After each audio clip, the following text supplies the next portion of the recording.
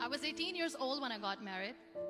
I belonged to a very conservative family, a Baloch family, where good daughters never say no to their parents.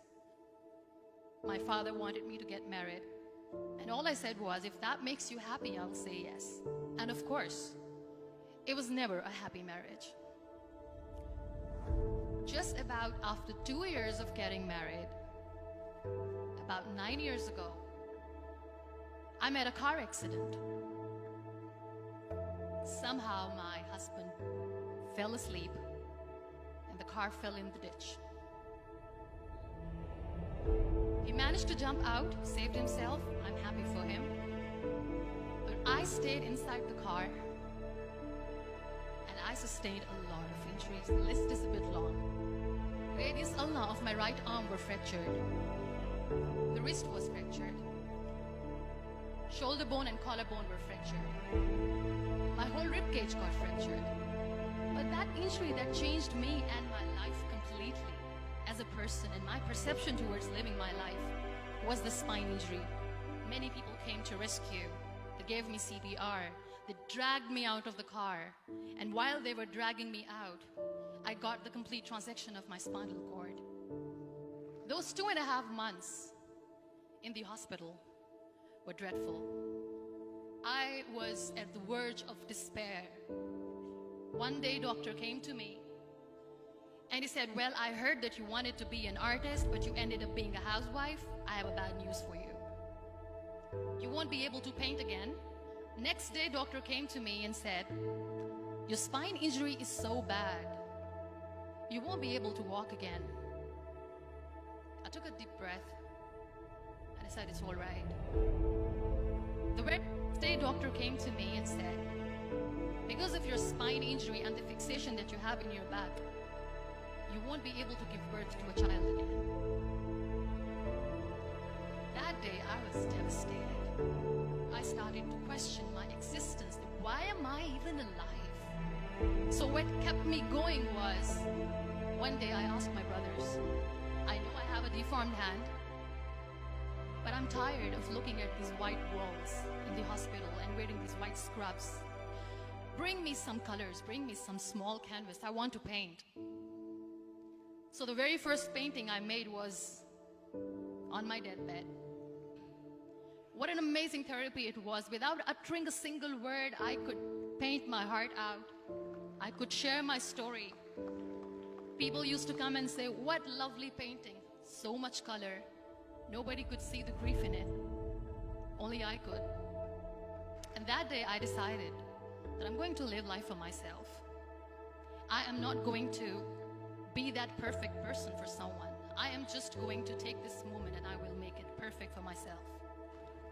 That day I decided that I'm going to fight my fears.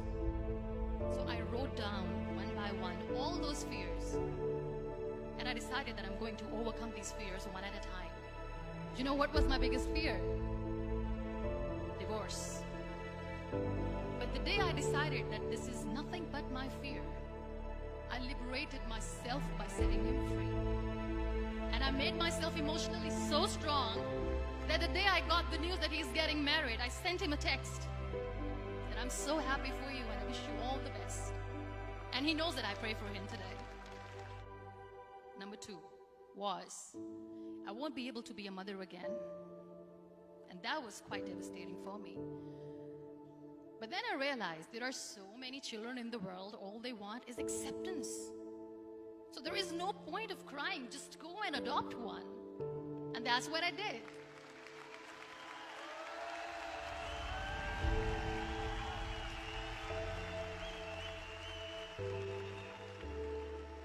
I gave my name in different organizations, different orphanages, and I waited patiently.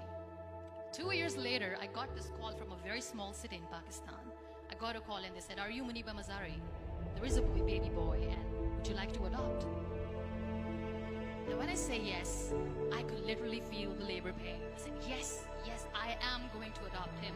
I am coming to take him home. You know when you end up being on the wheelchair, what's the most painful thing?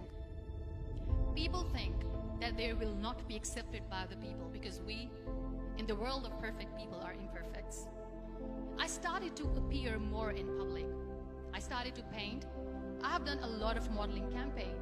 I decided that I'm going to join the national TV of Pakistan as an anchor person.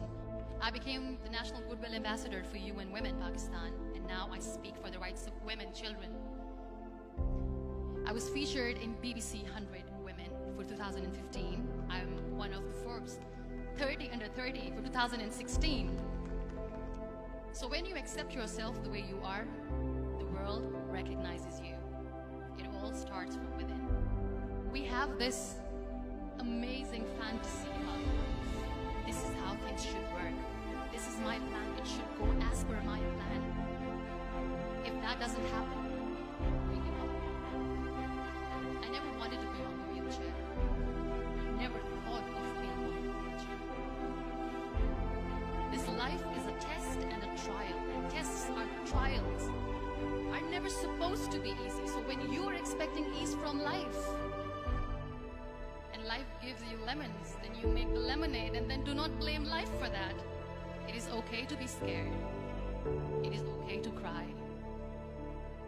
Everything is okay, but giving up should not be an option. They always say that failure is not an option. Failure should be an option, because when you fail, you get up, and then you fail, and then you get up, and that keeps you going. Embrace each and every breath that you are taking. Celebrate your life. Live it. Don't die before you're dead. Real happiness lies. Gratitude. So be grateful, be alive, and live every moment.